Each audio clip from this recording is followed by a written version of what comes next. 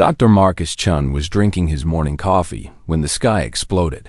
He dropped his mug and ran outside his research station.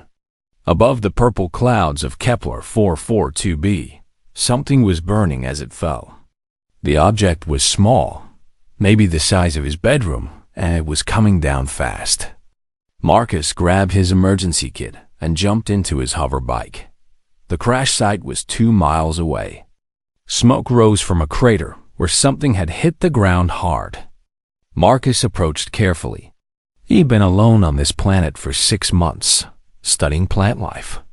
He was not expecting visitors. In the crater lay a twisted piece of metal that looked like a small ship. The hull was cracked open like an egg. Marcus climbed down and peered inside. His heart nearly stopped. A child lay motionless in the wreckage.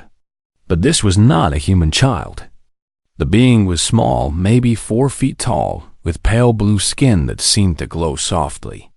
Her hair was silver and moved like it was floating in water. Most striking were the crystalline scales along her arms and face that caught the light, like tiny mirrors. Marcus checked for signs of life. The child was breathing, but barely. Her pulse was weak and irregular. Strange symbols flashed on a broken device near her hand. Marcus could not read them, but red usually meant bad things in any language. He knew he should contact Earth Command immediately. Protocol said all alien contact must be reported. But Earth Command was 6 months away by fastest ship. This child would be dead long before help arrived. Marcus made a choice that would change everything. He carefully lifted the unconscious alien and carried her to his hoverbike. She was surprisingly light, and her skin was warm to the touch. During the ride back to his station, she mumbled words in a language that sounded like music mixed with crystal chimes. Back at his research station, Marcus cleared his dining table and laid the child down. He had medical training, but nothing about alien biology. He would have to guess and hope for the best. Her breathing was getting worse. The air on this planet had more oxygen than Earth, and it seemed to be poisoning her slowly. Marcus rigged up a breathing mask connected to his atmospheric processor. He adjusted the mix, reducing oxygen and adding gases that his equipment detected in her exhaled breath. It was dangerous guesswork, but doing nothing meant certain death. For 3 days, the child hung between life and death. Marcus barely slept. He monitored her vital signs, adjusted the air mixture, and tried different combinations of nutrients through an 4-tube. Her body seemed to process some human medications well, but others made her worse. It was like solving a puzzle where each wrong answer could kill her. On the 4th day, her eyes opened. They were the color of deep space, dark blue with flecks of silver that moved like stars. She looked at Marcus with confusion and fear. When she tried to speak, only weak sounds came out. Marcus gave her water, and she drank gratefully. Over the next week, she grew stronger. Marcus learned that her name sounded like Zara in human speech, though she pronounced it with musical tones he could not copy. She was incredibly smart. Within days, she was picking up basic English words by watching and listening to him. Zara was curious about everything.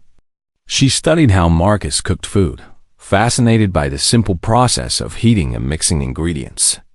She watched him read, asked about pictures on his walls, and tried to understand why he talked to his plants while watering them. Marcus learned that Zara came from somewhere far away, from a place with many ships and many people.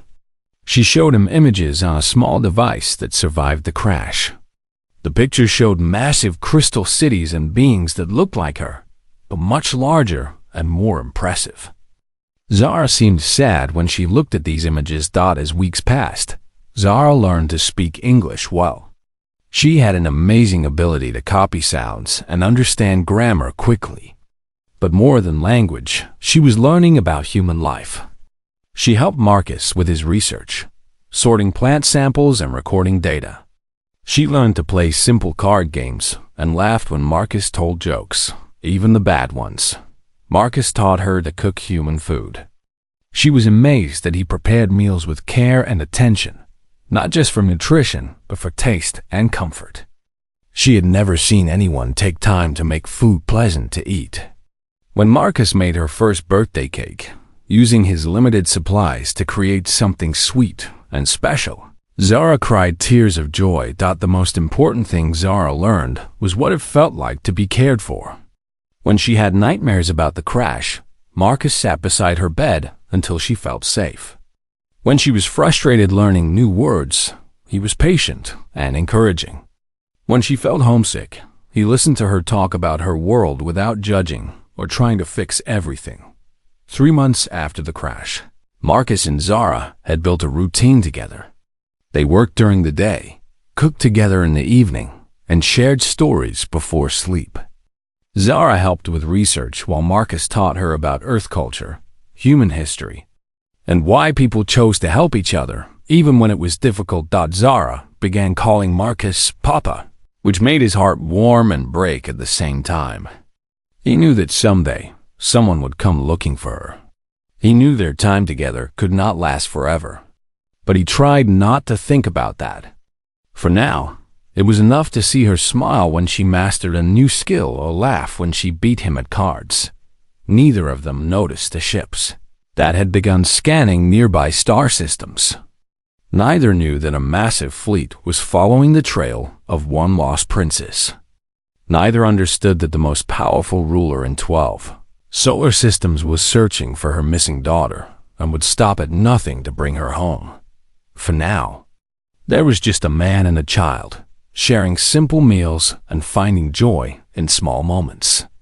For now, that was enough. The morning started like any other. Marcus was teaching Zara how to make pancakes when his communication system exploded with emergency alerts. Every screen in his research station lit up with warnings. Ships were approaching. Many ships stopped. Marcus rushed to his viewing scope and felt his blood turn cold. In the space above Kepler 442b hung the largest fleet he had ever seen. Hundreds of vessels filled the sky, from small fighters to massive ships that could house entire cities. They were beautiful and terrifying, made of the same crystal material as Zara's scales, glowing with soft light against the darkness of space. Zara appeared beside him and looked through the scope. Her face went pale. She whispered something in her own language that sounded like a prayer or a curse. Who were they? Marcus asked, though he already suspected the answer. My mother, Zara said quietly. She found me. Before Marcus could respond, the largest ship began to glow brighter. A beam of light shot down from it and struck the ground outside his research station. When the light faded, 3 figures stood where it had touched. The first 2 were clearly soldiers. They stood 8 feet tall, covered in armor that looked like living crystal. They carried weapons that hummed with energy. But it was the third figure that made Marcus step backward in fear. Queen Veltara, Empress of the Valathrian Empire, was 12 feet tall and radiated power like a star. Her skin was deep blue crystal that shifted colors as she moved, flowing from sapphire to silver to gold. Her hair was white light that moved like liquid fire around her shoulders. When she walked, each step made the ground tremble slightly. But most impressive were her eyes. They were ancient and intelligent, holding the weight of ruling billions of beings across 12 star systems. When she looked at something, it felt like being judged by the universe itself. The queen walked to Marcus's front door and somehow passed through it without opening it.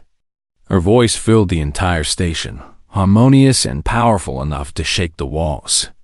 I have come for my daughter, she announced. Where's Princess Zara of the First House, heir to the Crystal Throne, light of the Valathrian Empire? Marcus found his voice, though it came out as barely a whisper. She's here, but maybe you should ask her what she wants. The queen's eyes found Marcus for the first time, and he felt like an ant being noticed by a giant. Her gaze was not cruel, but it was completely alien. She looked at him like he was a piece of furniture that had unexpectedly spoken. "You are the primitive who has been holding my daughter," she said. It was not a question. "You will be compensated for your services. Name your price. Territory? Technology? We can make your species wealthy beyond imagination." Before Marcus could answer, Zara stepped out from behind him. The Queen's expression changed instantly. Her threatening presence softened, replaced by relief and something that might have been love. "Zara, my child, we thought you were dead. Come, we return home immediately." But Zara did not move toward her mother. Instead, she moved closer to Marcus and took his hand. The Queen noticed this gesture and her eyes narrowed. "I don't want to go," Zara said quietly. The silence that followed was deafening. The Queen stared at her daughter as if she had spoken in an unknown language. The concept of refusal seemed impossible to her. "You are confused," the Queen said finally. "This primitive has damaged your mind somehow. This is not your choice to make. You are the princess. You have duties." "I know who I am," Zara replied, stronger now. "But I also know who I want to be." The Queen looked around Marcus's simple home for the first time.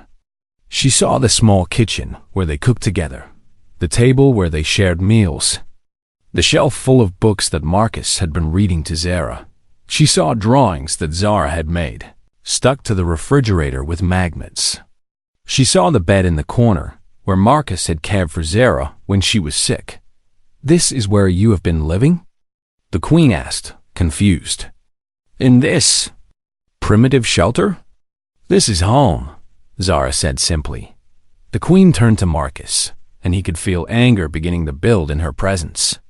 The crystal scales on her skin shifted from blue to deeper, more dangerous colors. "What have you done to her?" the Queen demanded. "What poison have you fed her mind? What do you want in return for her release?" Marcus struggled to find words. How could he explain love to someone who seemed to understand only power and duty? How could he describe the simple joy of caring for someone without expecting anything back? "I don't want anything," Marcus said. "I just want Zara to be happy." The Queen's expression shifted again. She looked like someone trying to solve an impossible puzzle. The idea that someone might help her daughter without wanting something in return was clearly beyond her understanding. "Happiness is not relevant," the Queen said. "She has responsibilities. She has a destiny. She will rule after me." "But she doesn't want to rule," Marcus replied. "She wants to learn and grow and choose her own path." "Choice?" The Queen's voice rose, and the walls of the station trembled. "Choice is luxury for those without power. Zara is princess. Her life belongs to her people." Zara stepped forward, still holding Marcus's hand. "Papa taught me that my life belongs to me, that I can choose who I want to be." The word "Papa" hit the Queen like a physical blow. Her skin shifted through a dozen colors in rapid succession. Marcus realized that in all her vast empire, surrounded by millions of subjects who obeyed her every word, no one had ever challenged her authority like this. "You will come with me now," the Queen said, her voice carrying the weight of absolute command. "This discussion is finished." But Zara did not move. She stood beside Marcus, small but determined. And for the first time in her long life, Queen Veltara faced someone who would not obey her will. The Queen raised her hand, and Marcus felt power gathering around them. Outside, the massive fleet waited for orders. The most powerful ruler in known space was preparing to take her daughter home. Whether Zara wanted to go or not, Marcus looked down at Zara, then back at the Queen. He was just one human against an empire, but he would not let them take her against her will. He stepped forward, placing himself between the Queen and Zara. "If you want her, you'll have to go through me." The Queen stared at Marcus like he was a small animal that had somehow learned to speak. The idea that this tiny human would challenge her was so impossible that she almost laughed. Almost. "You dare stand against me?" she asked, her voice carrying harmonics that could shatter glass. "I am Queen Veltara. I command 12 star systems. Billions of beings obey my will. And you think you can stop me?" Marcus was terrified. Every cell in his body screamed at him to run, to bow down, to apologize and hope she would spare him. But Zara was squeezing his hand, trusting him to protect her. He could not let her down. "I don't want to fight you," Marcus said, his voice shaking but determined. "I just want what's best for Zara." "You know nothing of what is best for her," the queen snapped. "She is royalty. She's been trained since birth to rule, to lead, to carry the weight of empire. You have filled her head with primitive ideas about choice and happiness. Maybe you should ask her what she learned," Marcus replied. The queen turned to Zara, and her expression softened slightly. When she spoke to her daughter, her voice was gentler, though still commanding. "Zara, explain this foolishness. Why you refuse to come home? Why you cling to this human?" Zara took a deep breath. When she spoke, it was in perfect Valathrian, the formal language of the royal court. But her words were so unexpected that even the queen's soldiers stepped backward in shock. "Mother, do you know what I ate for breakfast this morning?" The queen blinked, confused by the question. What does that matter?" "Papa made me pancakes," Zara continued. "He taught me how to mix the batter and flip them without burning. When I made my first good pancake, he smiled like I had conquered a planet. Do you know what my favorite color is?" "Zara, these things are not important." "They are important to Papa. He noticed that I like purple because it reminds me of the sunset on our old world. So he painted my room purple. He asks me every day what I want to do, what I want to learn, how I feel." Zara's voice grew stronger. "Mother, you rule billions of people, but you don't know what your own daughter likes to eat." The queen's skin shifted through rapid color changes. "I am busy protecting the empire. I ensure your future, your power, your destiny. But what about my happiness?" Zara asked. "Happiness is temporary. Power is forever. Papa taught me that happiness comes from love, and love is the strongest power in the universe." The queen turned to Marcus with genuine confusion. "What have you told her about love?" "Love is weakness. Love makes you vulnerable. Love leads to pain when those you care about are taken from you." Marcus saw something in the queen's eyes then, not just power and authority, but old pain. He realized that this mighty ruler had loved someone once and lost them. "Love isn't weakness," Marcus said quietly. "Love is what makes us strong enough to protect what matters." "Protect?" The queen laughed bitterly. "You cannot even protect yourself, human. I could destroy you with a thought." "Maybe," Marcus agreed. "But I can protect Zara's right to choose her own life. I can protect her happiness. I can protect her from a future that would make her miserable." The queen was silent for a long moment. Then she spoke directly to Zara again. "Tell me exactly what this human has given you that I could not provide. I can offer you entire worlds, vast fleets, the devotion of millions. What could this primitive being possibly have that compares to that?" Zara looked up at Marcus, then back at her mother. When she answered, her voice was clear and certain. "He gave me bedtime stories. When I had nightmares about the crash, he sat beside my bed and told me stories about brave people who chose to do right even when it was hard. He gave me hugs when I was scared, not because he had to, but because he wanted to comfort me." The queen shifted uncomfortably. "Royal children do not require such coddling." "He gave me choice," Zara continued. "Every morning, he asked what I wanted to learn, what I wanted to do. When I made mistakes, he was patient. When I succeeded, he celebrated with me. He taught me to cook not because it's useful, but because he thought I would enjoy it. These are trivial things. He gave me love without conditions, Zara said. And these words hit the queen like a physical blow. Papa loves me not because I'm a princess, not because I have royal blood, not because I might be useful someday. He loves me because I'm me. Zara. Just Zara. The queen was quiet for a very long time. Around them, the air hummed with energy from her massive fleet waiting above. Finally, she spoke. Love without conditions is impossible. Everyone wants something. Everyone has an agenda.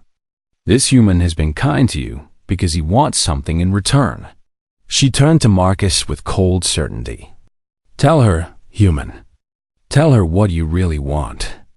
What is your price for her return? Gold? Technology? A place in our empire? Marcus met her alien gaze steadily. I want her to be happy and safe. That's all. Lies, the queen said flatly. No one acts without selfish motive. Then you don't understand humans very well, Marcus replied. The queen's eyes flashed dangerously. Perhaps I need to demonstrate the consequences of opposing me. Perhaps I need to show you what happens to those who steal from the Valathrian Empire. Energy began building around her hands, and Marcus felt the hair on his arms stand up. But before the queen could act, Zara stepped between them. No. She shouted, and for a moment, she sounded exactly like her mother, royal, commanding, and absolutely certain. If you hurt Papa, I will never forgive you. I will never come home. I will spend my whole life hating you. The queen froze. In all her years of ruling, no one had ever threatened to hate her. No one had ever suggested that her actions could cost her something precious and irreplaceable. You don't understand, the queen said, and for the first time, her voice sounded uncertain. You are my daughter. You belong with your people. I belong with the people who love me, Zara replied. Papa is my family now. The word family hung in the air between them. The queen looked around the simple room again, seeing it differently now. This was not a prison where her daughter had been held. This was a home where she had been loved. And for the first time in centuries, Queen Beltara began to understand that there were some things that power could not command and force could not take. The queen stood in silence for several minutes, her crystalline skin shifting through colors that Marcus had never seen before. Her massive fleet hung in the sky above them, waiting for orders. Finally, she spoke, and her voice carried the weight of absolute authority. This ends now. I have been patient with this foolishness, but I am still your queen and your mother. You will come home, Zara. This is not a request. She gestured to her guards, who stepped forward with weapons that hummed with energy. Collect the princess. If the human interferes, remove him. Marcus felt his heart racing, but he stepped protectively in front of Zara. I won't let you take her against her will. The queen's eyes blazed with anger. You won't let me? You are one primitive being on a backwater planet. I command the most powerful fleet in the galaxy. I could turn this entire world to dust if I chose to. To prove her point, she raised one hand toward the sky. Above them, one of her smaller ships powered up its weapons. A beam of energy lanced down and struck a distant mountain. The entire peak simply vanished, turned to glowing particles that scattered in the wind. That is what real power looks like, human. That is what happens to those who defy the Valathrian Empire. Now step aside. Marcus looked at the destroyed mountain, then back at the queen. He was shaking with fear, but he did not move. Power like that is exactly why Zara doesn't want to go back. She doesn't want to rule through fear. Rule through fear? The queen's voice rose dangerously. I rule through strength. I protect my people. One, maintain order across 12 star systems. Without my power, chaos would consume everything. And what about love? Marcus asked. When was the last time someone chose to be with you? Not because you ordered them to, but because they wanted to. The question hit the queen like a physical blow. Her skin flickered through rapid color changes, and for a moment, her mighty presence seemed to waver. Love is irrelevant, she said, but her voice lacked conviction. Then why are you here? Marcus pressed. If you don't love Zara, why did you cross the galaxy to find her? Why not just choose a new heir? Because she is. The queen started, then stopped. She looked at Zara, and something in her expression changed. Because she is my daughter. Exactly. You love her. But love means letting people choose their own path, even when it's not the path you would choose for them. The queen was quiet for a moment, then her anger flared again. You dare lecture me about love? You who have known my daughter for mere months, while I have protected her for her entire life. Protected her from what? From being happy? From making friends? From learning what she actually wants out of life? The queen's temper finally snapped. Energy crackled around her as her voice became the roar of a storm. Enough. I will not be lectured by a primitive. Guards, take the princess. Now. The two soldiers moved forward, their weapons raised. Marcus spread his arms wide, blocking their path to Zara, knowing that he could not actually stop beings who could tear him apart without effort. Please, he said to the guards. Don't do this. She's just a child. She's scared. One of the guards hesitated, looking between Marcus and the queen. Your Majesty, the human shows unusual bravery for his species. Perhaps we could. I gave you an order. The queen snapped. Obey it. The guard raised his weapon, pointing it at Marcus's chest. The energy humming from it could disintegrate him in an instant. Marcus closed his eyes and thought about Zara's laughter when she had successfully made her first pancake. If protecting that laughter cost him his life, so be it. But before the guard could fire, Zara threw herself between them. No! She screamed, and her voice carried something new, royal authority mixed with desperate love. I am still a princess of the Valathrian Empire, and I forbid you to harm him. The guard stopped, confused. Royal commands carried absolute authority, but the queen's orders superseded even that. He looked between Zara and her mother. Unsure what to do, Zara turned to face the queen, and when she spoke, it was in the ancient formal language of their people, the words that had been used in the royal court for 1,000 generations. I, Princess Zara of the First House, heir to the Crystal Throne, formally renounce my claim to succession. One choose exile from the Valathrian Empire. I choose to stay with my real family. The words hit the queen like a physical attack. To renounce succession was the most serious declaration a royal could make. It meant giving up everything: title, power, inheritance, even the right to return home. You don't know what you're saying, the queen whispered, her massive presence suddenly seeming fragile. I know exactly what I'm saying, Zara replied. Papa taught me that words have power, but only when they come from the heart. These words come from my heart. Tears began flowing down Zara's face, the first time Marcus had ever seen her cry. I love you, Mother. I will always love you. But I can't be what you want me to be. I can't rule people through fear. I can't live without choice. I can't be happy in a world where love is seen as weakness. The queen stared at her daughter, seeing her clearly for perhaps the first time. This small being, willing to give up an empire for the chance to choose her own life. Willing to face exile for the people she loved. Zara. The queen whispered, and her voice broke on the name. If you take me back by force, I will spend every day trying to escape, Zara continued. I will never be the ruler you want. I will never be happy. Is that really what you want from me?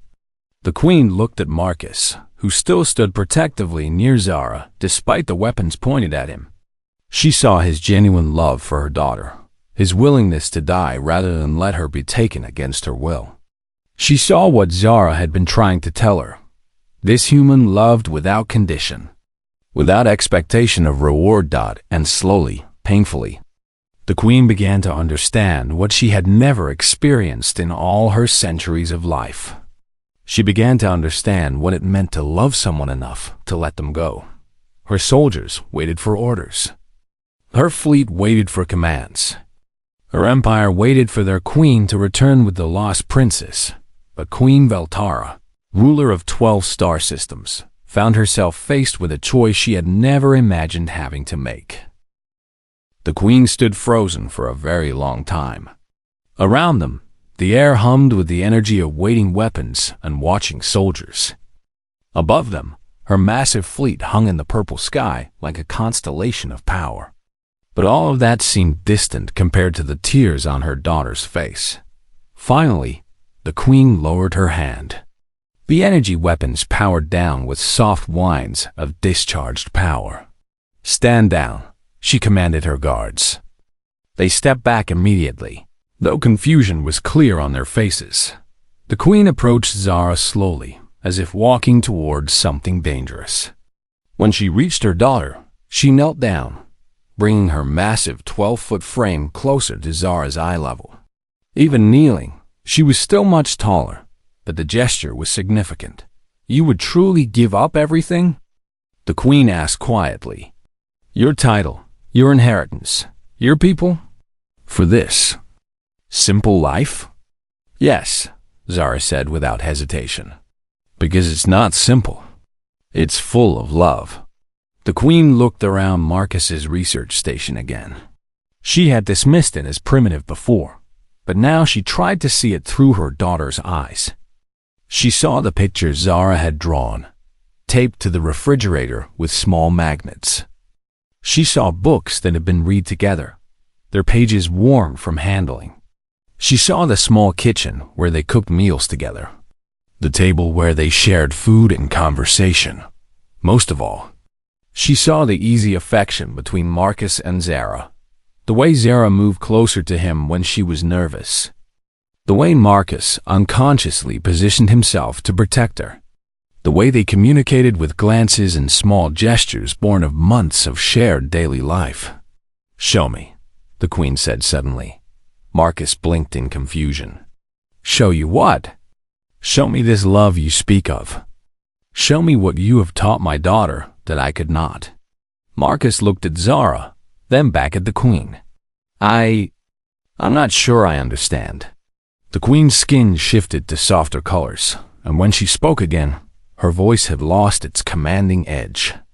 For the first time, she sounded uncertain, almost vulnerable. "I have ruled for 3 centuries. I have conquered star systems and built an empire. I have commanded the loyalty of billions. But I have never—" She paused, struggling with words. "I have never experienced what I see between you and my daughter. I do not understand it." Marcus stared at this mighty alien ruler, suddenly seeing past her power to something unexpected: loneliness. Here was someone who had spent centuries surrounded by subjects and servants, but had never experienced the simple warmth of unconditional affection. "It's hard to show love," Marcus said carefully. "It's something you feel and do, not something you demonstrate." "Then teach me," the queen said, and these words shocked everyone present. "Teach me what my daughter has learned."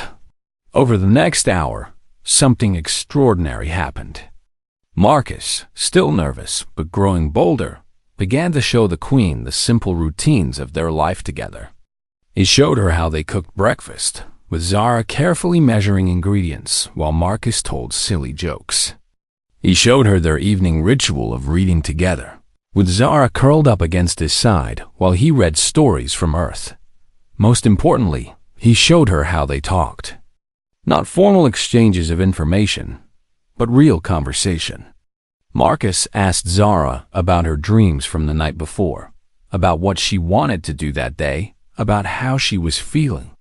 Zara, in turn, asked Marcus questions about his work, his own childhood, his thoughts about the future. The queen watched this with growing amazement. In the royal court, conversations followed strict protocols. Children spoke when spoken to, and only about approved subjects. The idea of casual, caring conversation was completely foreign to her. "You discuss feelings," the queen observed. "In my culture, feelings are private, internal matters." "Feelings are important," Marcus explained. "When someone you love is happy or sad or worried, you want to know about it. You want to help if you can or celebrate if it's good news. And you ask for nothing in return for this. Caring? Love isn't a transaction," Zara said, joining the conversation. "Papa doesn't keep track of what he gives me versus what I give him. He cares because he cares, not because he expects something back." The queen was quiet for several minutes, processing this. Finally, she turned to Marcus with an expression that was almost shy. Could you teach me to be a mother like this?" The question hung in the air. Marcus looked at this powerful being who could destroy planets with a thought, asking him to teach her how to love her own daughter. It was possibly the most surreal moment of his life. "It's not something you learn from lessons," Marcus said gently. "It's something you practice every day. Small things. Paying attention. Being patient. Putting her happiness ahead of your plans for her." "I could try," the queen said hesitantly. "I could learn to ask about her feelings. I could learn to cook with her, perhaps, though I have never prepared food myself." "Mother," Zara said suddenly, "would you like to stay for dinner? Papa is teaching me to make spaghetti tonight." The queen looked startled. "Stay? Here?" "Just for one meal," Zara said, "so you can see what it's like." The queen looked around the small research station, then up at her massive fleet waiting in orbit. My people expect me to return immediately. I have an empire to run." "The empire has existed for centuries," Marcus pointed out. "It can probably survive one evening without you." After a long moment, the queen nodded. One evening. To learn. What followed was perhaps the strangest dinner party in galactic history. The mighty Queen Veltara, ruler of 12 star systems, stood in Marcus's tiny kitchen learning to boil water while her daughter patiently explained how to measure pasta. She was terrible at it initially, unused to physical labor of any kind, but Zara guided her with endless patience. During dinner, the queen practiced asking questions about feelings and daily life. Her first attempts were awkward and formal, but gradually she began to understand the rhythm of caring conversation. She learned that Zara's favorite part of the day was evening reading time. She learned that Zara sometimes missed the sight of their home world's twin suns, but loved watching the purple sunsets of Kepler-442b. Most importantly, she learned what it felt like to see her daughter laugh freely, without the weight of royal protocol crushing her natural joy. As the evening ended, the queen stood to leave. But instead of simply departing, she did something unprecedented. She knelt down and very awkwardly hugged her daughter. Zara melted into the embrace, and for the first time, the queen understood the power of simple physical affection given freely. "I will return," the queen promised. "Not to take you away, but to learn more about this. Love. Perhaps I can visit regularly? To practice being a mother instead of just a ruler?" Zara nodded eagerly. "I would like that. And maybe someday, when I'm older, I can visit our world too? To see it again, but as myself, not as a princess?" "Yes," the queen said. "When you are ready, when you choose to come." She turned to Marcus, and her expression was grateful in a way that no one had ever seen from her before. "Thank you," she said simply, "for teaching my daughter about love, and for teaching me that some things are more powerful than conquest." As the queen prepared to leave, Zara ran to her and held out a small object, a pancake, wrapped carefully in a napkin. "For your breakfast tomorrow," Zara said. So you remember what we talked about? The queen accepted the simple gift like it was a precious treasure. And perhaps, to her, it was. The mighty fleet departed that night, leaving only a small ship behind to maintain communication. The queen would return in a month to continue learning what it meant to be a mother who loved instead of commanded. Marcus and Zara stood outside his research station, watching the ships disappear into the star-filled sky. Do you think she really learned? Zara asked. Marcus put his arm around her shoulders. I think anyone can learn to love if they really want to. And I think your mother wants to very much. Above them, the alien stars shone down on a human, a princess, and the simple truth that love, real, unconditional love, was indeed the most powerful force in the universe.